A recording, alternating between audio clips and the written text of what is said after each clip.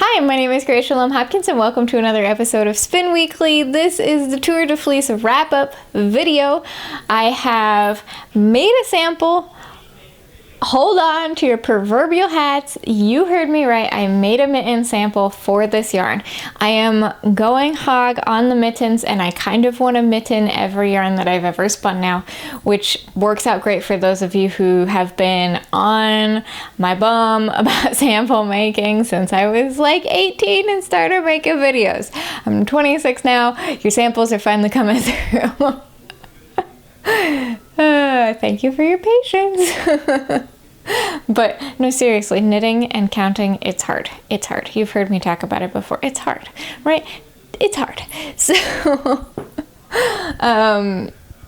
I'm really excited about this sample. So you saw how I set the yarn in the last video. I used the unicorn fiber rinse and I hung it. I didn't put a weight on it. I just hung it. I did stretch it with my hands.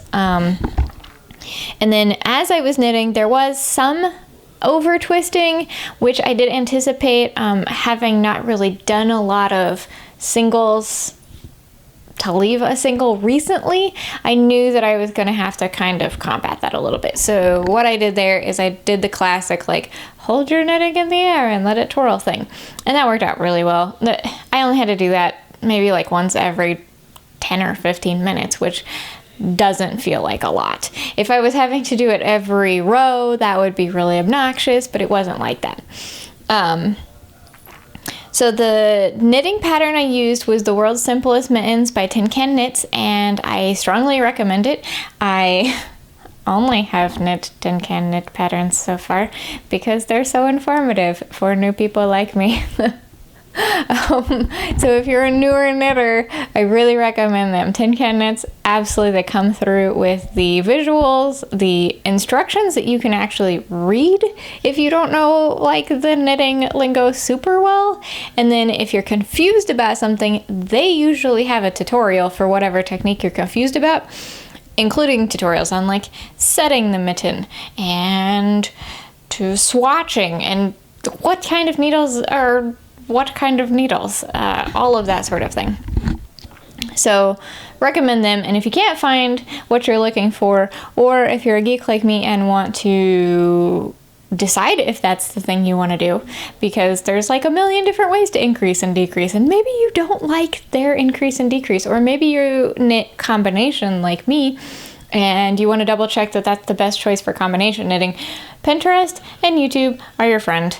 They help you find stuff. But I didn't actually change this particular pattern at all.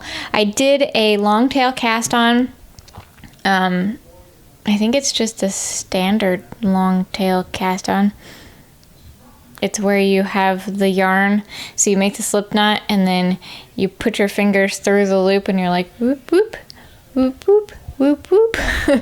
If you're a knitting person, you know what I mean. If you're a new knitter, you're probably like, I have no idea what you just said. But I think most of you are knitters based on your comments and feedback, so I'm gonna just go with it. This is not a knitting tutorial channel. So I did that. I used size 2s and the adult size small pattern, and I have small hands, and I think it's more like a children's size large in the yarn that I used and the needles that I used, but no complaints. I think it went really well. I'm looking around to see if I can hold up the needles. These are the needles that I used, and I will leave a link in the description down below, and they are far superior to any other knitting needle I've ever tried for knitting magic loop. They're sharp. The cord is actually flexible, which is great, whereas my... Okay, obviously these are different. These are the Knit Picks aluminum ones, and they're pretty sharp, but nothing in comparison to these other ones. I don't know if you can even see that. I'm trying to hold it against the wall. Knit Picks sharp one that I can't remember. I'll probably put it down here, or hopefully I will have already put it down there. Anyway, if I don't, it's in the description box down below. But yeah, and so the cable itself, you can see the difference here. Like this guy, and then this guy is like floppy. So that was my biggest complaint with oh, I should have just showed you on this knitting project. Look at that. What? It's defying gravity. These are the wooden ones by Knit Picks, and they're really blunt comparatively. So I don't really like the blunt, and the cable's freaking driving me nuts. So if you have a suggestion, I've done the dipping in boiling water thing, didn't work. I hate them. I love this. So yeah. If you want to trade me, if you're in the mood to buy a rather extensive collection of Knit Picks in both wood and aluminium, so that way I can buy some more of these things, yeah, you can always message me on Instagram, because I'm down for that. But anyhow, so used those. I used the 2s. You're supposed to use, I think, 0s for the ribbing and then 2s for the body, but I went ahead and used 2s all the way through, and I don't think that caused a problem at all. I don't know if this is just my genius or if other people have done this with mitten patterns in particular. Some people, when they swatch, they actually leave little eyelets to kind of denote information about it, like needle size or whatever. Well, I went ahead and did 2 purl bumps on kind of this section of the mitten where it's flat like the stockinette. So I did 2 purl bumps for 2 rows. So it's like bump, bump, bump, bump. So that way you could actually see them. If it was 1, I felt like I couldn't really see it. So I went back and did 2. And I did 2 because there's the size in the pattern is like kids and then adult small. So the 2 little bumps covers it well. There's also a toddler, but I think toddlers are really obvious. Like, you can't mix up toddler. They're like, so I didn't even bother to put that one on there. I guess technically it should have been 3, but you know. So I thought that was pretty smart, and you couldn't really see it on the final mitten pattern. And then, like my hand sewing video, I don't have a lot of really sexy ambient footage of me knitting, but I do have a couple of clips that I'll throw in there.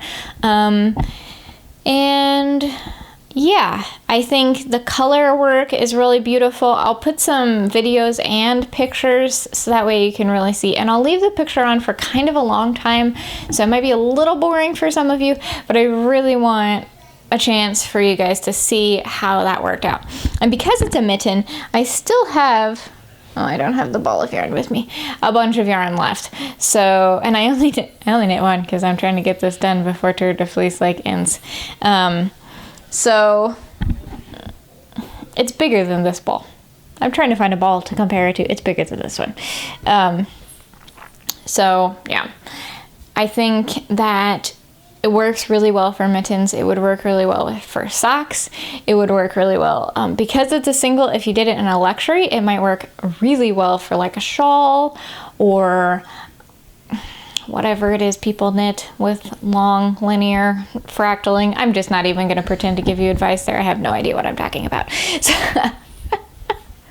anyway, I'm going to insert the footage so you can see and look at how beautiful it is. I think it went really well. It was the perfect blend of fractaling and Berber pulling, and it reads really marled. There are some parts where it's more polka dot where I didn't get the true like 50-50 Berber pulling, and I think that actually adds character and depth, and it kind of visually cues you that it's not a barber pull, because at first you're like, oh, it's a marled yarn, so pretty, so great. Oh, this is a fractal, this is something new and different. that's kind of how I see it. Yeah, and then I will meet you on the other side. Alright, so this is what it looked like halfway done. That's half of my yarn on the bobbin. I just found that clip in my Google Photos, so I thought I'd throw it in.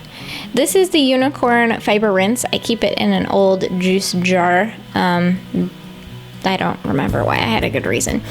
But I put a little glop in. It's like a tablespoon. That was a little much, but it's kind of a big hunk of yarn, I think. And then I swirl it around and submerge the yarn. I just did several dunks, probably about 5 minutes of swishing and dunking and stretching and swirling. Some people like to soak it. You can soak it overnight. You can soak it really as long as you want, as long as it doesn't get moldy. I mean, I wouldn't do it for a week, but you can soak it however long you want. But I feel like once the fiber is exposed and kind of messed with, it's okay. It does its job. Now, I didn't change the temperature, nor did I weigh it down. I didn't whack it. I didn't do any of that. I mostly just wanted to agitate the singles so they felt it a little bit. And you can see we've got some twisty curly cues, but nothing wild. I kind of already talked about that in the other video. So you can see at my knitting, it's not crazy. This is kind of like a weird crotch shot, but this is the only footage I have of myself knitting. So in the future, I will be mindful of, you know, what my camera is looking at. So you can see this is my 150% accelerated, so like time and a half of my knitting. So I'm not super speedy at this, but this is also the 1x1 ribbing, which I think is the slowest part. And I'm sitting in the hospital parking garage with Bean, waiting for my husband to get out of his appointments. So I was able to knit this whole mitten in 3 days, which is wild. I blew my own mind. And look at this mitten. It is so good. You can't even see hardly the color, the yarn change at the thumb, because it was 2 of that same shade of green, which was the perfect coincidence. I love how this worked. It's got the classic like striping of the regular Fractal, but the parts where the colors A and B overlap instead of like a semi-solid are so much more subtle than the regular Fractal. It really went above and beyond my expectations here. I love it so much. And Beanie requested that it be made into a puppet, so that's what it looks like today. All right, so this has been really, really, really fun. Let me know what you're planning on doing with the yarn from your Tour de Fleece exploits, and no shame if you're not planning on doing anything. That's literally what I've done for the entire first like 10 years of my knitting career, or not knitting career, first 10 years of my not knitting spinning career. And also let me know if you plan on implementing this technique on something and what your kind of plans are there. Give me your thoughts and feelings. So if you liked this video, hit the like button. And if you want to stay tuned and catch more of these shenanigans, hit the subscribe button. And as per usual, this video is brought to you by our beautiful Patreon people. If you are not a Patreon person, you can go ahead and follow the links down below to check it out and see if it would be a good fit for you. We have voiceover archive and sometimes music videos that aren't seen here. If you get the voiceover version on YouTube, I do the music video version for Patreon people. At the $10 a month Patreon perk level, you get 2 of my recipe cards and all that kind of goodness. So there's options for $1 all the way up to $15 a month, so it's pretty affordable. I think you will enjoy it. I also respond to comments much faster in Patreon because yeah. So if you're interested in that, that's a good option too. Unspoken perk. And if you are somebody who's bought one of my Spinolution spinning wheels from my shop, you guys are awesome. And if you buy books like this guy who's just sitting here waiting for his partner, I believe he needs a blend before he can go. He's a little bat. Just a little bat. He needs his little blend so that way he can go forth into the world.